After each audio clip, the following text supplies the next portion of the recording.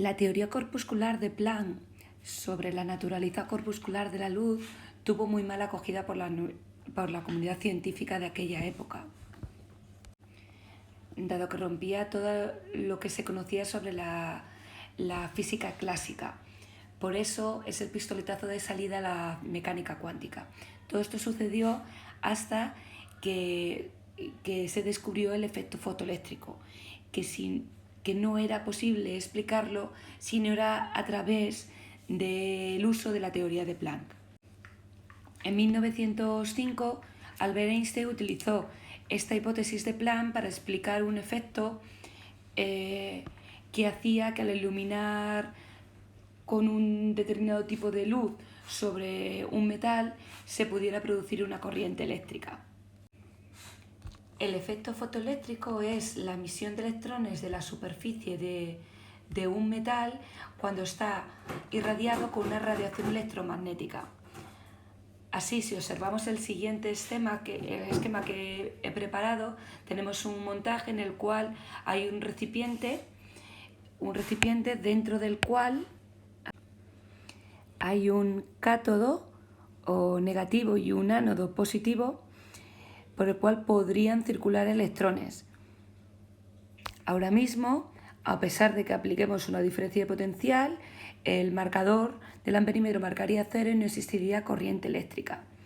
Pero ¿qué sucede si irradiamos con una fuente electromagnética el cátodo? Una fuente electromagnética, por ejemplo, energética, ultravioleta. Los fotones de esta radiación electromagnética, según Planck, tendrán una energía igual a h por nu, donde nu es la frecuencia de esa radiación electromagnética intensa. Si sucede esto, se puede apreciar en el amperímetro que detecta una intensidad de la corriente distinta de cero. ¿Por qué pasa esto? Distinta de cero. ¿Por qué pasa esto? Porque esta radiación es capaz de arrancar electrones del cátodo y además darles una cierta energía cinética que les permite llegar hasta el ánodo, produciéndose así un movimiento de electrones o una corriente eléctrica. Esto se podría explicar con la teoría ondulatoria de la luz, diciendo que como la luz transporta energía, es capaz de arrancar electrones y aplicarles la energía sobrante a la energía mínima necesaria para que salgan de la placa metálica, aplicarles una energía cinética máxima y que vayan hasta el electrón. ¿Qué sucedía entonces? ¿Qué era lo que no permitía explicar? Pues que no todas las radiaciones son capaces de arrancar electrones del metal, y si aumentáramos la intensidad de estas radiaciones tampoco sería posible esta emisión de electrones.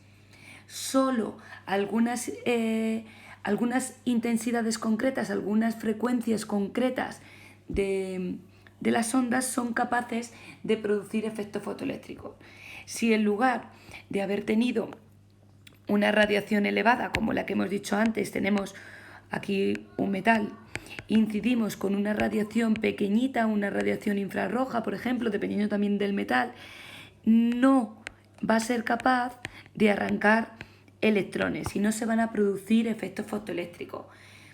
Y podríamos pensar, bueno, pues lo que hacemos es aumentar la intensidad, es decir, provocar que haya más fotones que choquen con esta lámina de metal. Bueno, pues al chocar más fotones con la lámina de metal tampoco se produce el efecto fotoeléctrico. Solo aquellas radiaciones que tienen una frecuencia tal que superen la mínima necesaria para poder arrancar un electrón son capaces de liberarlos. Por mucho que aumentemos la intensidad, si la frecuencia no cambia, no se va a producir efecto fotoeléctrico.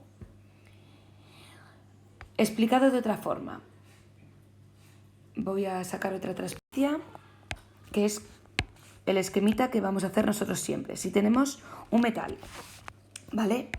y incidimos en este metal con una luz que tenga, la llamamos una energía incidente, H por nu incidente, ¿vale? El metal va a tener también una cierta frecuencia umbral, una cierta frecuencia a partir de la cual se va a producir efecto fotoeléctrico. A esta frecuencia umbral, a esta energía umbral, se le suele llamar trabajo de extracción. O incluso en algunos libros se le llama función de trabajo. Función de trabajo. Es una energía también H por nu. Y a esta nu la vamos a llamar umbral, ¿vale? Función de trabajo o trabajo de extracción. Vale, pues siempre y cuando la energía incidente sea mayor que el trabajo de extracción, se producirá efecto fotoeléctrico. Si no, no. Pero si es mayor, mucho más, si es igual, si la energía incidente es igual al trabajo de extracción, pues va a arrancar el electrón, pero se va a quedar en el sitio, no se va a mover de ahí. Pero si es mayor, el electrón arrancado va a salir disparado con una cierta energía cinética, con una cierta velocidad, ¿vale? Una energía cinética que ya sabemos que es un medio de la masa por la velocidad al cuadrado. Pues si ordenamos todo esto que os acabo de escribir, podremos deducir la fórmula de Einstein, que no es más que la energía incidente es igual al trabajo de extracción, o se gasta al trabajo de extracción, más la energía cinética máxima de los electrones. Esta es la fórmula de Einstein que utilizaremos en todos los problemas, en sus múltiples versiones. Por ejemplo, la energía incidente, lo voy a hacer esto un poquito más pequeño para que lo veáis bien, ¿vale? Y escribo aquí abajo. La energía incidente la podemos escribir también como H por la frecuencia incidente. Es igual al trabajo de extracción, que también lo podemos escribir como H por la frecuencia de extracción, más la energía cinética máxima, que va a ser igual a un medio de la masa por la velocidad al cuadrado. Pero ya dijimos que la frecuencia y la longitud de onda estaban relacionadas, es decir, que la frecuencia la podemos poner como la velocidad de la luz partido de la frecuencia de la radiación incidente. Diremos muchas veces este apellidito de energía incidente, energía de extracción. Igual lo vamos a hacer en el término de la función de trabajo o trabajo de extracción, la frecuencia umbral, más un medio de la masa por la velocidad al cuadrado. Cualquiera de estas tres fórmulas o sus combinaciones, es decir, me pueden dar la longitud de onda incidente y pedirme la frecuencia umbral. Vamos a utilizarla a la hora de hacer problemas. Bien, como habéis visto en el vídeo anterior, en uno de los vídeos que os mandé para... Bien, como habéis visto en los vídeos que os he mandado con anterioridad, existe un potencial que es capaz de frenar los electrones. Si yo pudiera aquí ir variando con el potencial de este generador, de esta pililla, existe alguno en el que consigo que los electrones dejen de pasar al cátodo y se queden como parados ahí. A este potencial se le llama, no, es muy sencillo el nombre, potencial de frenado.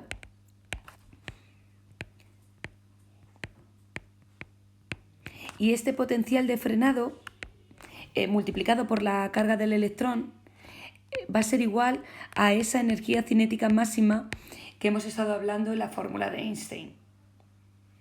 Otra cosa importante a tener en cuenta aquí es que aunque normalmente nosotros hemos utilizado como fórmula de la energía el julio, en este tipo de ejercicios se utiliza una unidad mucho más pequeña de energía, porque casi todas las energías que obtengamos aquí van a ser del orden de 10 a la menos 19, alrededor de la carga del electrón, o órdenes de magnitud muy pequeñitos.